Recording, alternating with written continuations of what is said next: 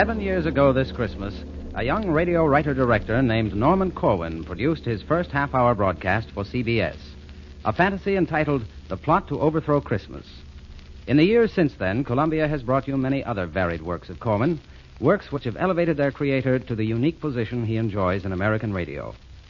This holiday season, Norman Corwin comes back to the same studio to direct substantially the same cast with which he first presented his now traditional fantasy, The Plot to Overthrow Christmas.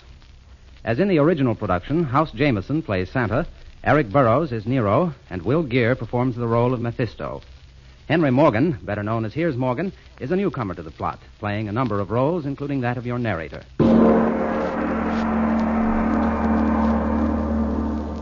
Did you hear about the plot to overthrow Christmas? Well, gather ye now from Maine to the Isthmus of Panama, and listen to the story of the utter inglory of some gory goings-on in hell. Now, it happened in Hades, ladies and gentlemen. It happened down there that the fiends held a meeting. The fiends held a meeting for the purpose of defeating Christmas. With the aid of a fade on the radio, we'll take you there with a hi and a hey-de-ho to hear firsthand the brewing of the plot down in the deepest Stygian grot. Grot is a poetical term for grotto. Whenever you hear my voce sotto, or sotto voce, whichever you prefer, it's just I, taking pains to make quite sure that nobody makes a poetical allusion which might in any way create confusion. I return you now to the voice you were hearing before I had to do this interfering. As I was saying, in this Stygian grot, the notables of Limbo hatched a plot, and what went on in the sulphurous hole we'll soon pick up by remote control. Of course, such a pickup's not made quickly. As a matter of fact, it's done rather trickily. You mustn't mind if it sounds erratic. That's merely intraterrestrial static. And don't be surprised if you're deafened by thunder just as we start on our journey under. You'll hear earthquakes and all of the commoner varieties of natural phenomena. And so, below, via radio, to the regions where legions of the damned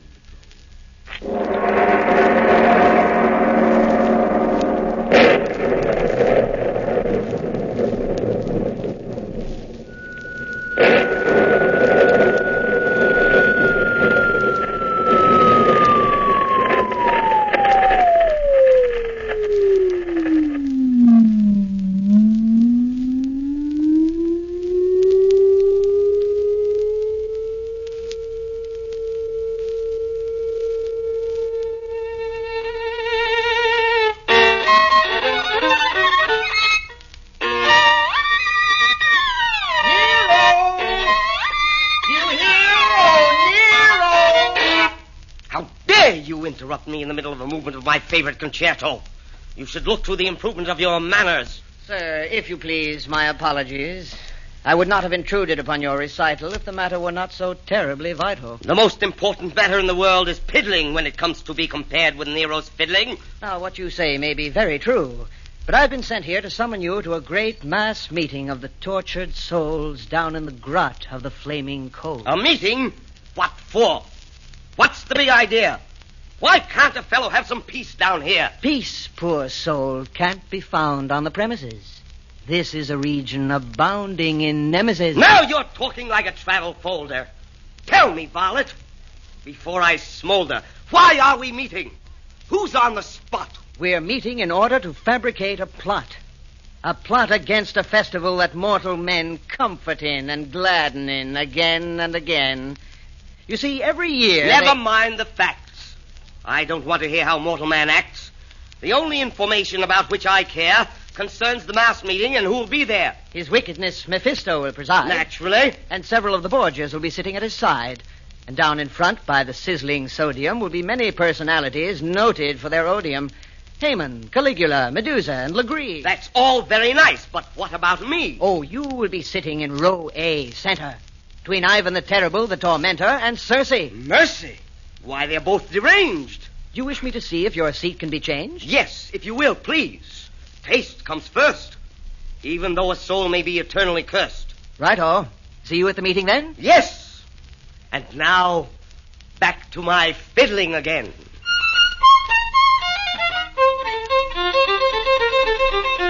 This is I, the sotto voce person. It should have been explained that Nero is rehearsing for nothing in particular. He's just that way. While hell's fires burn, he likes to play. It makes him feel a little more at home. It's just an avocation he picked up in Rome.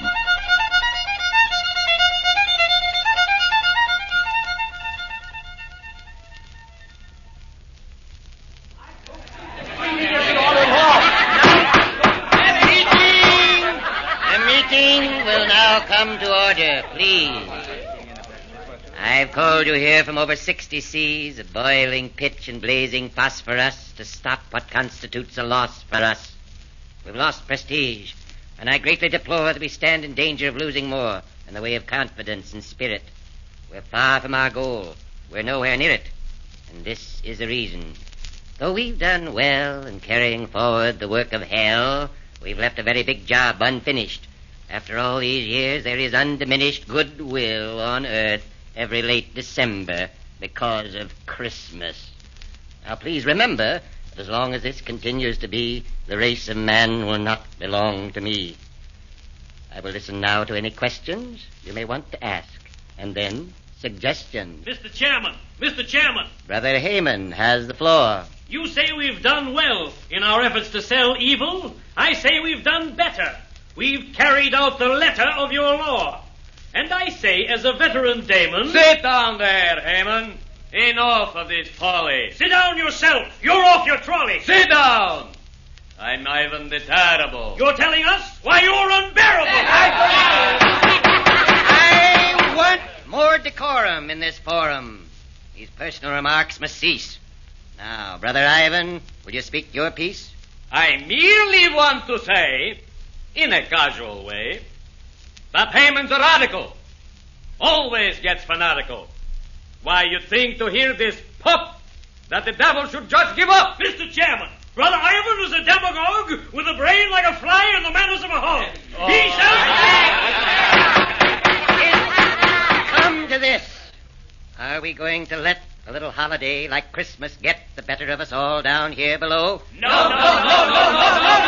Very well, then, sirs. Very well. Let's go.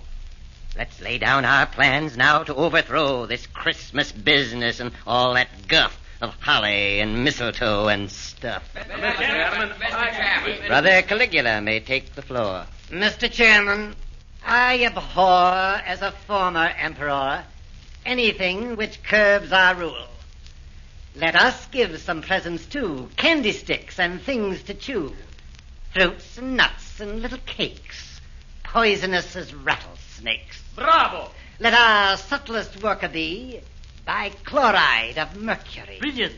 Let us wrap in tinsel bright little gifts of dynamite. Very good. Work things so that men will fear when 12:25 draws near. Good. Soon, at this rate, if you please, men will hang from Christmas trees.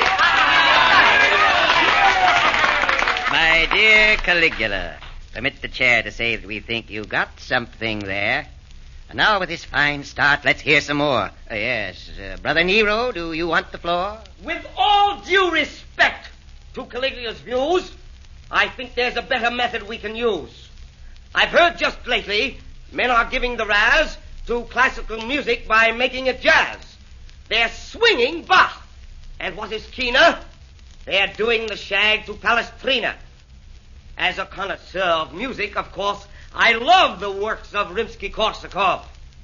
But today I note with a bitter shrug, they've made Scheherazade a jitterbug. Much as we admire your clever rhyme, will you get to the point? We're wasting time. I was just about to say, when interrupted, that Christmas can easily be corrupted if you take and swing all the Christmas carols. Why, think of the evil. Just barrels and barrels of sacrilege every time you play a pious song in a profane way. Why, once you entice them to swing Noel, then victory belongs to us. Well... Mr. Chairman. Mr. Legree. I'd like to say that it seems to me that y'all are barking up a coonless tree. I think Mr. Nero's made a wrong guess. Now, the way to go about it is to get in Congress bribe a bunch of senators that know their oaths and just make a purchase of a block of votes. And then they can legislate a situation where there rules old Christmas right out of the nation. They can all get together and pass a law where there ain't gonna be no Christmas no more. I think Legree's suggestion is a beaut. It's very cute. And quite astute. Mr. Chairman! Mr. Chairman! Yes, Miss Borgia? I say that we should all give pause to think about this Santa Claus. He's the man behind the scenes, the symbol of what Christmas means. If we could rub him out, my friend, our troubles would be at an end. Just think how it would tickle us to liquidate St. Nicholas. A girl like me could fascinate the guy and then assassinate. Do you think that you could do it, pretty one? Are you sure you wouldn't be by pity, one? Sometimes you are an awful tease, my master Mephistopheles.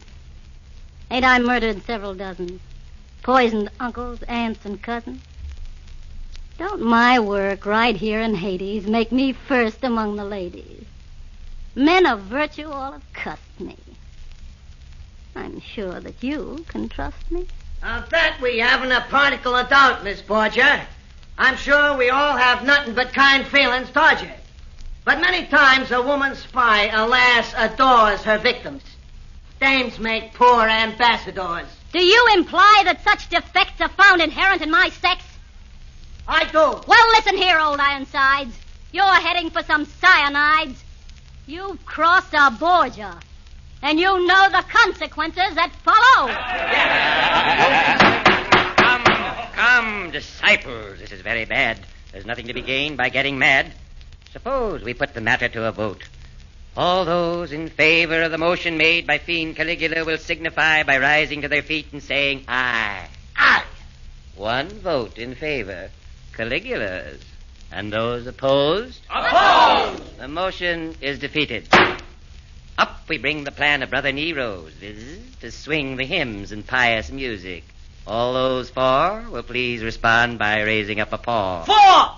And those against? Against! Very well. Now, the project of Legree's. Who is there here who totally agrees? I do! Legree votes for himself. And those opposed? Opposed! And now all those who favor Borgia's cause, it being to eliminate Santa Claus. Aye, aye, aye! And those opposed? It seems the women have a way with them. At least they have carried the day with them. You flatterer. The motion's carried. And now we'll decide which one of us will take Nick for a ride. We'll all draw lots, and thus settle the moot point of who'll be sent to execute.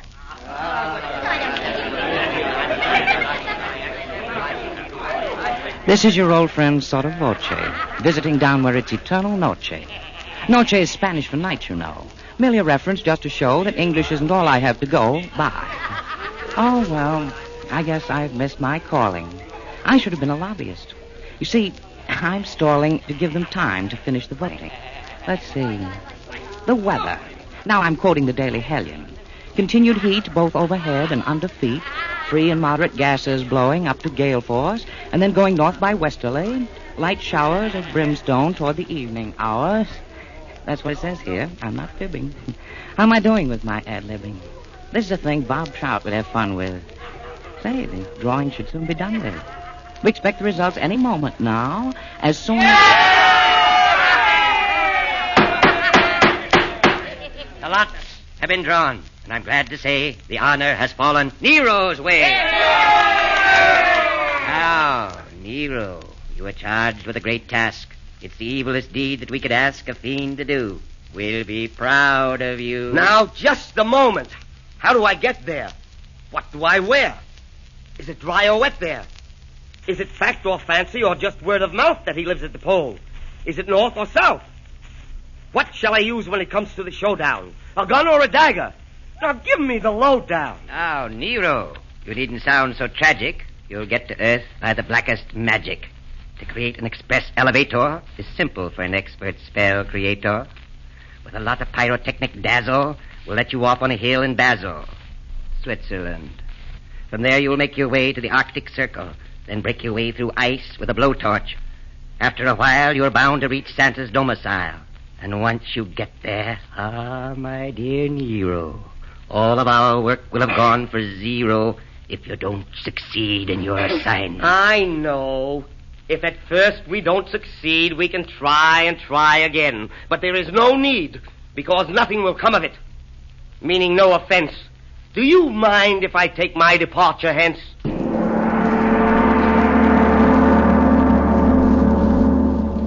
That, my friends, was a big brass gong. It is used in this story right along to indicate that we're about to travel to points where the plot will further unravel.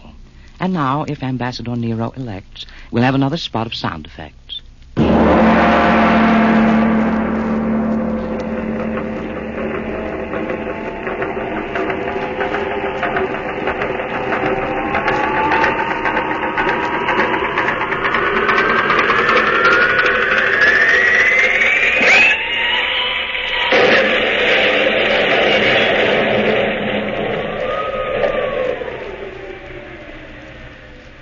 Tell me, stranger, is this Basel, Switzerland, or is it already Donner und Blitzland? Donner and Blitzenlands, 5,000 miles away.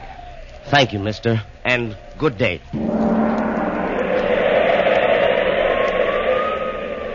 Tell me, stranger, I've been walking inland for weeks. Where am I now? In Finland? Tell me, stranger, because I've lost stock. Where am I now? In Vladivostok. Listen, stranger. After all these centuries of blistering heat, now I have to suffer from freezing feet.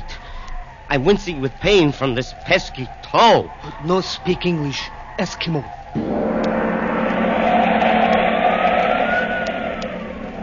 I declare, by my frenetic soul, I must be over the magnetic pole. My watch has stopped. Can that be right? I wonder. A light, a light! In a moment now you'll hear me knock on Santa's door, and he'll unlock it nevermore to lock again.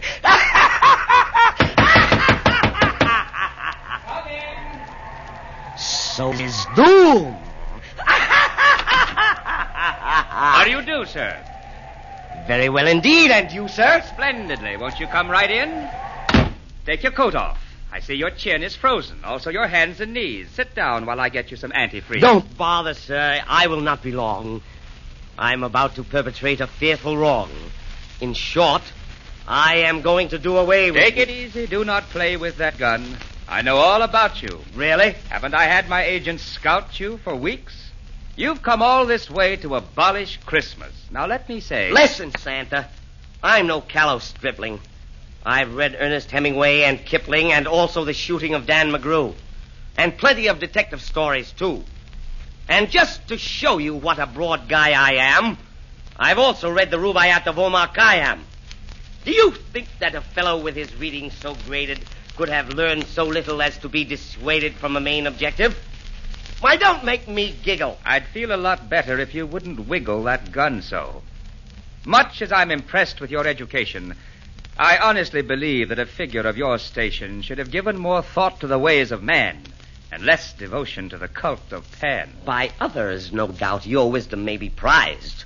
But I didn't come here to be criticized. In fact, I came to dispatch a duty. So don't hand me any of this tutti-frutti. If you've any last words you want to say, then spill them. I haven't got all day. Now, what's the rush? Unless I've counted wrong, the polar day is always 6 months long. Well, after I've disposed of you, I've got to hurry right back to hell, or they'll begin to worry. Not about you, but about your career in homicide. Do you think that the mere loss of you would make them hysterical? Their only interest is numerical. Think so? Mephisto wants to rule just as much of humanity as possible for reasons of personal vanity. By the sticks! You're right. To think that he'd dare. Are there any ladies here? Will you permit me to swear? My answer to that is an emphatic no. There are several lady dolls in the toy room below. Oh, Claudius! Oh, Cassius! Oh, Nathalie! What a fool I've been! What a fool I've been! But wait. I think I see what you're after. You're as clever as a big-time Roman grafter. You remind me now of my royalty just to get me in a mood for disloyalty. Do you think I could be that meanly deceptive to Satan? Why, Santa, I'm keenly perceptive. I can see right through all your clever ruses. Nero can be plenty foxy when he chooses. I'll have you know that I'm partly a dreamer, partly a wit, and partly a schemer. I'm part philosophical and also part mystic. I suppose you fancy that you're highly artistic. Fancy? Why, I have such a sense of beauty. Don't hand me a helping of tutti frutti. Any creature who really had beauty in his soul would appreciate Christmas. He would know that the whole idea of the holiday is one of such power that all the fiends below might gnash their fangs and glower, yet never in a million years could do it harm. Because it has a glory, a greatness, a charm you would know nothing about. Is that so? The spirit that it venerates, the good cheer that it generates are things far, far beyond you. For all your wealth, no man on earth could sell ye these. Am I so cursed as that? Will you tell me, please, what beauties there may be that I have never seen? Have you ever seen a Christmas tree, tall and green, smelling of woodlands, covered with a sheen of silveriness, its branches bending low with the fruits of human kindness instead of snow? No! Have you ever closely witnessed what takes place any Christmas morning on a young child's face? Or perceived any beauties purer than the joys distilled in the hearts of little girls and boys? Have you ever watched a fire in a fireplace on a Christmas Eve? Or listened to grace at a table heavy with fruits and cakes and all the wonders that a kitchen makes, fowls and pastries, wines and meats and nuts and raisins and candied sweets?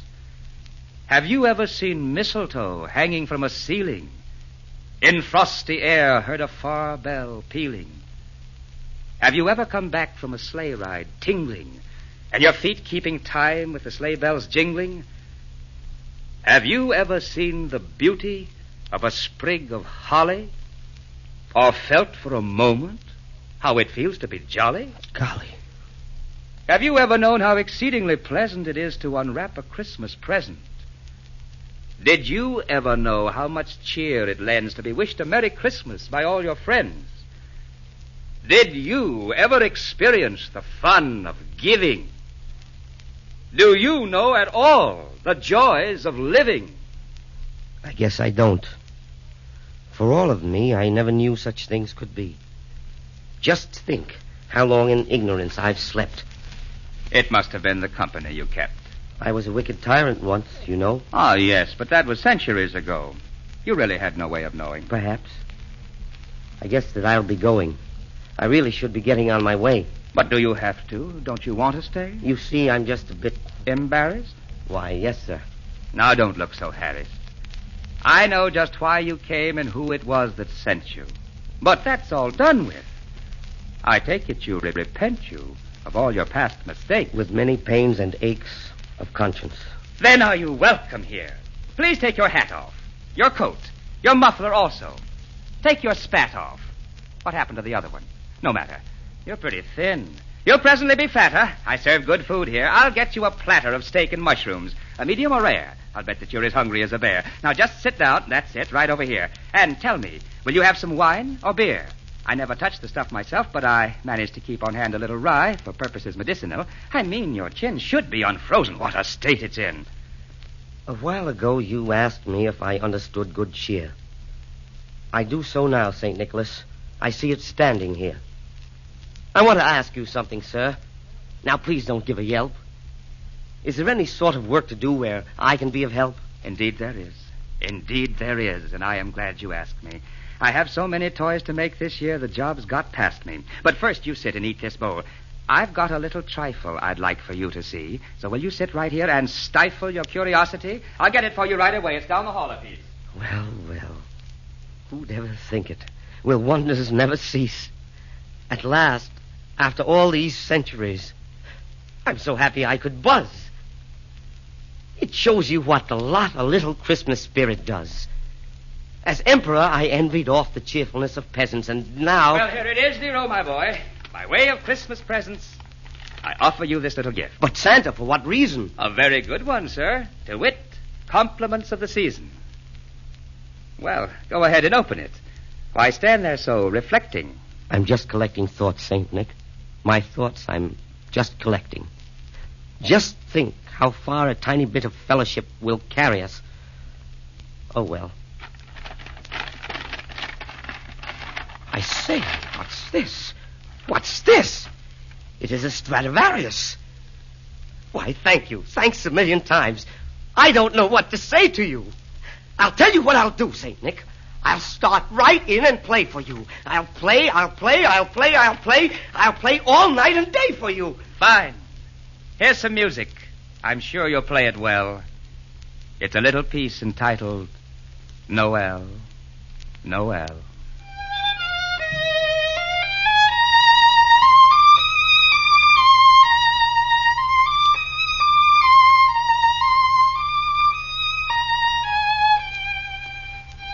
This is I. Remember me, your sotto voce friend? I've just come back to tell you that the story's at an end.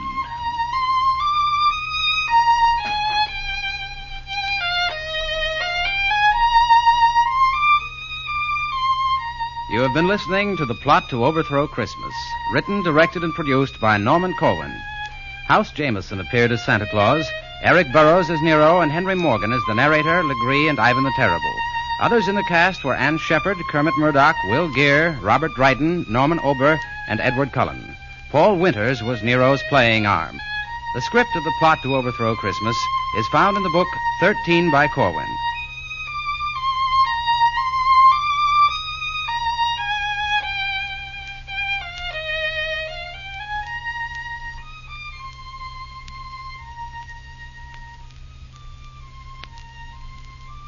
This is CBS, the Columbia Broadcasting System.